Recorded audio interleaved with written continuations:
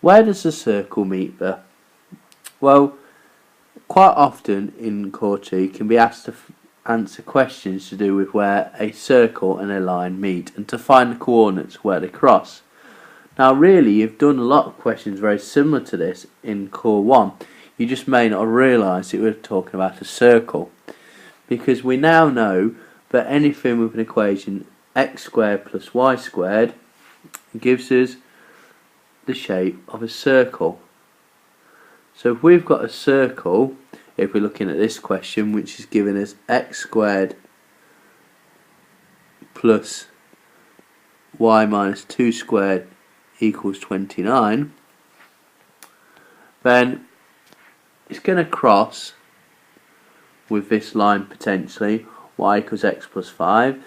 It could also potentially cross twice. So if we've got our line y equals x plus 5, you can see that there's potential that there is two coordinates where they meet. They may also only meet once if it's a tangent. They could also never meet.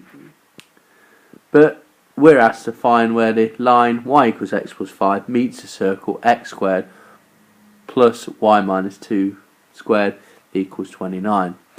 So the easiest way to do this is to take this y equals x plus 5 and substitute it into this equation, because we need to eliminate one of the unknowns so that we can solve it to find the other one, and then substitute it back into either this equation or this equation to find the other letter.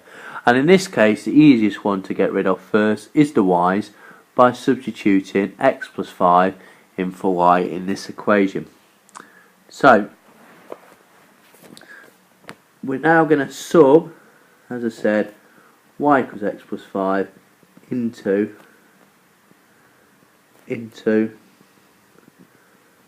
x squared plus y minus 2 squared equals 29.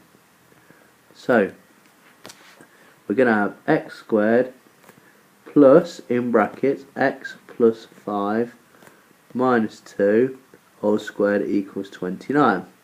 Well, plus 5 minus 2 is 3, so this becomes x squared plus x plus 3 squared equals 29. Next step, of course, is to now multiply out the brackets, but remember that x plus 3 squared means x plus 3 times x plus 3. So x plus 3 multiplied by x plus 3, and this is equal to 29. Expand the two brackets and you're going to end up with x squared plus 3x plus 3x plus 9. So, and that's equal to 29. If we just collect together like terms on the left hand side of this equation, we've got 2x squared plus 6x plus 9, and that's equal to 29.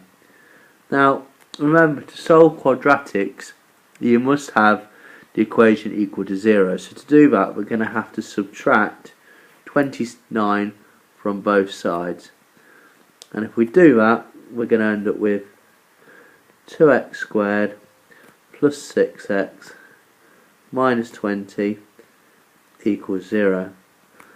Now a good thing to do at this step before you try factorising that, which you can do, is to see can you divide all the terms by a value, and you can divide each of the terms in this case by 2.